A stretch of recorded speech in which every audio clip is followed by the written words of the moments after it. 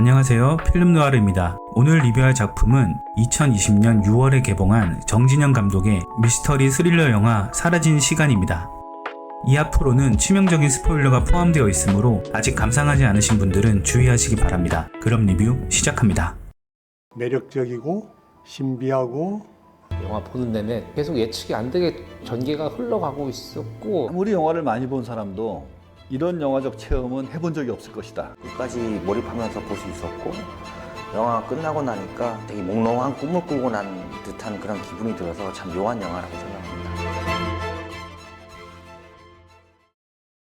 여러 작품에서 30년이 넘는 배우 활동을 한 정진영 배우. 근데 이 사람이 감독을 했습니다. 17살 무렵의 꿈을 57세의 나이에 이루게 됐습니다. 정진영 감독이 제작 보고회에서 직접 한 말입니다. 그는 고등학교 때부터 감독이 꿈이었습니다. 서울대 출신의 그는 30살에는 전세금을 빼서 프랑스 영화학교 유학을 준비하기도 했습니다. 시나리오 공모전에 여러 차례 도전했지만 연이어 고배를 마셨고, 그 이후 30년을 배우로만 살았습니다. 처음에는 상업적 승산이 없다고 생각해서 독립영화로 만들 계획이었습니다. 그래서 충무로 선수들에게는 일절 보여주지 않았습니다. 시나리오 초고를 완성한 날 딱 한 사람에게 보냈습니다. 그건 바로 당시 최고의 주가를 올리고 있던 조진웅 배우입니다. 조진웅이 노 개런티로 참여 선언을 하자 BA 엔터테인먼트 대표가 제작에 합류했고, 저예산 상업영화로 확대되었습니다. 그리고 출연한 배우들도 차비 수준의 최소 개런티만 받고 참여했습니다. 이 영화의 최초 제목은 클로즈 투 유. 정진영이 시나리오를 쓰면서 내내 들었던 노래가 카펜터즈의 그 곡이었거든요. 영화에 삽입하고 싶었지만 예산이 부족했고, 노래를 못 쓰는 순간 제목도 못 쓴다고 판단해서 아예 제목을 바꿨습니다. 그게 사라진 시간입니다. 러닝타임은 105분, 누적 관객 18만 명, 당시 흥행에는 실패했습니다. 전문가 평점은 7.5점, 일반 관객 평점은 4.5점. 이 두 숫자 사이의 갭이 이 영화를 어느 정도 말해주고 있습니다. 그럼 줄거리로 들어가 보겠습니다.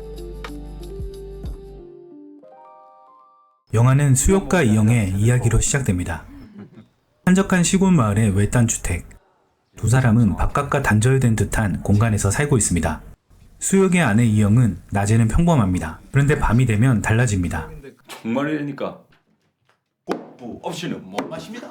숭고리당 숭당. 야 이놈아! 포메드를 그렇게 해서 누구를 낄 수 있겠냐? 이영의 몸에 다른 사람이 들어옵니다. 누구세요? 이런 걸 흔히 빙이라고 하죠. 이영은 밤마다 자신이 아닌 다른 누군가가 됩니다. 그러면 이주인? 그래서 한적한 시골로 내려온 겁니다. 그런데 어느 날 마을 주민에게 이 사실이 들켜버립니다. 그러니까 우리가 선생님 오셨어요? 이 일이 이렇게 돼버렸네요. 수혁은 대책을 세웁니다. 내일 아침에 일찍 오겠습니다. 잠그시고 내일 열어주세요. 밤마다 자신과 이영이 다락방에 들어가서 바깥에서 잠그는 방식으로 사고를 막겠다는 것. 그래서 마을 학부모인 혜균에게 부탁합니다. 혜균은 그 부탁을 들어줍니다. 난 전생에 무슨 좋은 일을 했길래 당신 같은 남자를 만났을까? 네, 진규 아버님 아주 좋습니다. 그렇게 수혁과 이영은 매일 밤 다락방에 갇힙니다. 그럼에도 행복한 두 사람. 부럽다. 부러워. 다음날 뜨개질을 배우는 이영. 강의 없어져도 계속 해보세요. 저 원래 손이 둔한데 선생님이 잘 가르쳐 주셔서. 그럼 뭐 갑자기 뜨개질 귀신이라도 들리셨나? 너무 잘하시는데 왜요? 그러던 어느 날 밤 수혁과 이영의 집에서 불이 납니다. 원인은 전기압선. 불이 다 저 뒤로 넘어갈 뻔했어요. 두 사람은 다락방에 있었습니다. 하지만 문이 잠겨 나올 수 없었습니다. 화재 속에서 수혁과 이영은 연기에 질식해 결국 사망합니다. 마을의 외지인 부부가 화재로 숨졌다. 이 사건을 수사하기 위해 이 영화의 주인공인 형사 박형구가 마을로 내려옵니다. 왜 밖으로 못 나갔어? 철창에 이 자물쇠들이 채워져 있었는데 소방대원들이 와서 절단하고 들어왔다는데.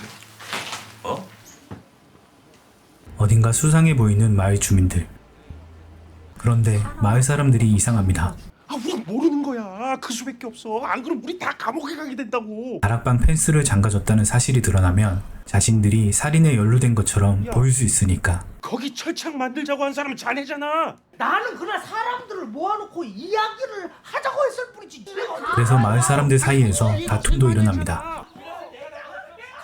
참 참 안타깝네요. 네, 그러니까요. 그 혹시 누가 불을 일부러? 아니요, 그런 건 아닌 것 같고 그냥 이상해가지고. 교육적으로 옳지 않아. 웃기고 자빠지네. 저거는 교육적으로 얼마나 옳아가지고. 맞지? 아이고야. 그렇지. 형구는 이 수상한 낌새를 눈치채고 파고들기 시작합니다. 다른 한 명은 그만 이장이네요. 아, 괜찮아요. 내 지성 아빠 그 차 긁은 거 난 못 본 걸로 할 테니. 집에 돌아와 주차를 하다가 옆에 주차된 차를 긁은 형구는 자신의 번호를 종이에 적어 꽂아둡니다. 왔어? 밥 줘요? 아니요, 안 먹어. 형사가 너무 열심히 하면 엄한 사람 범인 만들어. 전지현이 네가 무슨 형사냐? 다음날 아침 형구는 사고난 차에 꽂아뒀던 쪽지를 다시 챙깁니다. 여기 괜찮아. 일로 있어. 마을 사람들을 불러 조사를 시작합니다. 나를 왜 의심해요? 우린 죄가 없어요.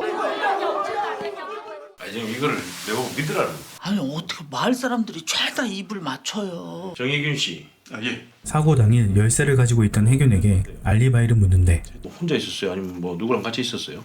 여자랑 있었습니다. 중학교 동창이에요. 이름?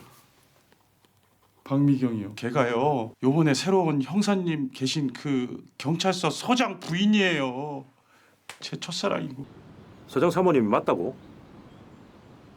그래 알겠다.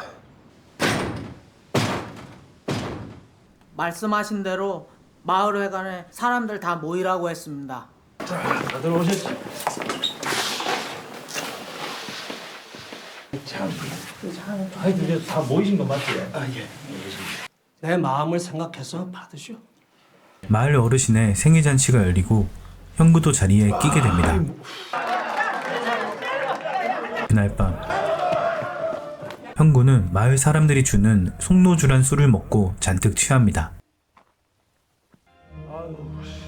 술에 취한 형구는 불에 탄 집으로 들어가 그 안에서 잠이 들어버립니다.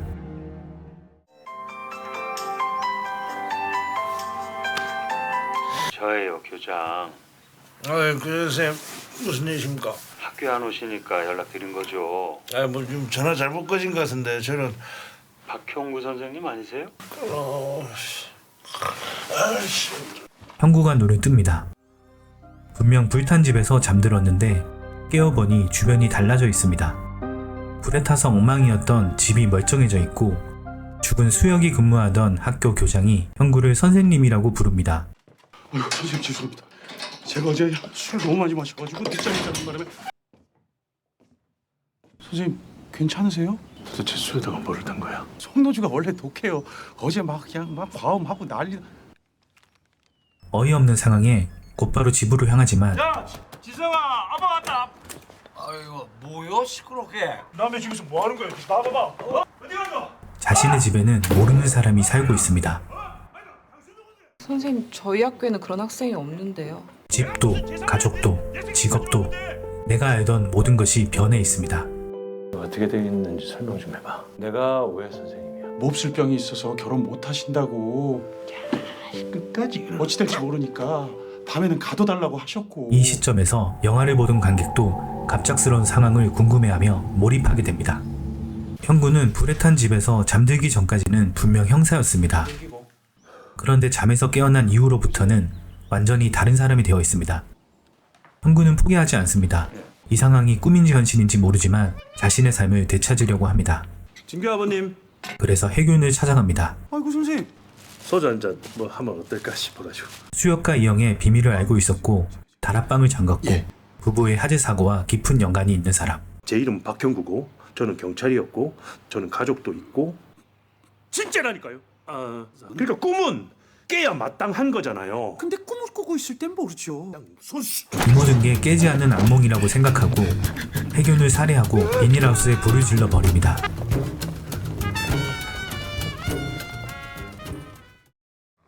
그러나 어처구니 없게도 상황이 또 변해 있습니다. 아니 왜 내 하우스에 불이 날 거야 이거?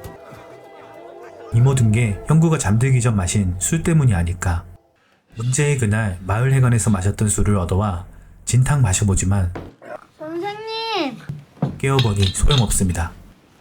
꿈이란 기억 속에 있는 불필요한 파편의 쓰레기 소각 같은 겁니다. 형구는 결국 자신의 삶을 되찾지 못합니다. 형사 박형구로 돌아가지 못합니다.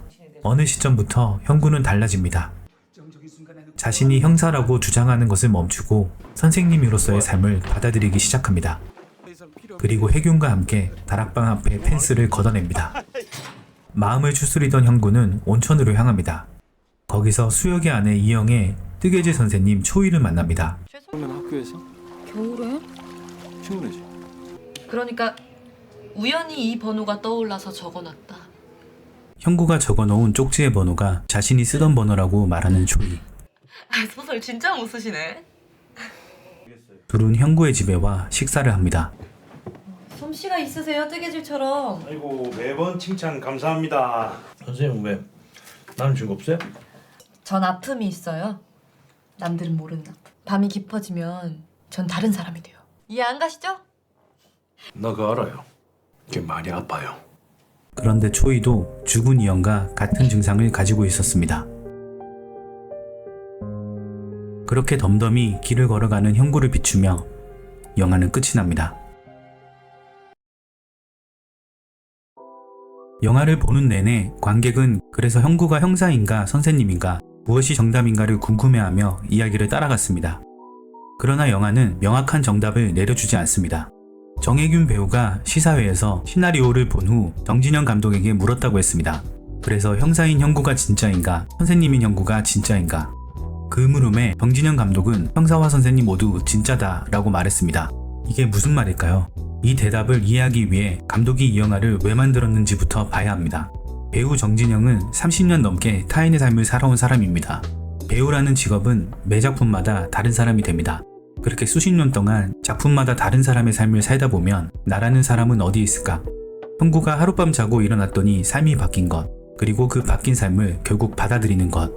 그것은 배우 정진영이 30년간 다른 삶을 살면서 경험한 어떤 감각을 영화적 언어로 옮긴 것이 아닐까.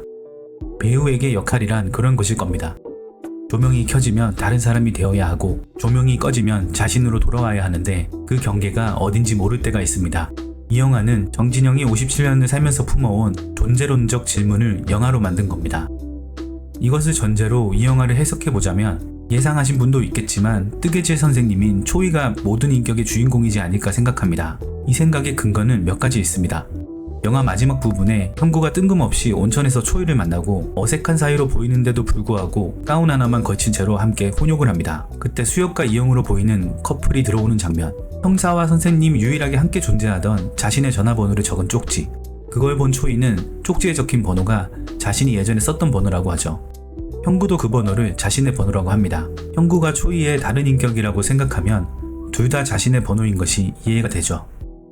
또 두 사람이 집에서 식사를 할 때 요리와는 거리가 한참 멀 것 같은 형구가 어려운 요리를 능숙하게 하는 장면, 그리고 밤마다 다른 사람이 된다는 초이에게 자신도 알고 있다고 위로하는 형구.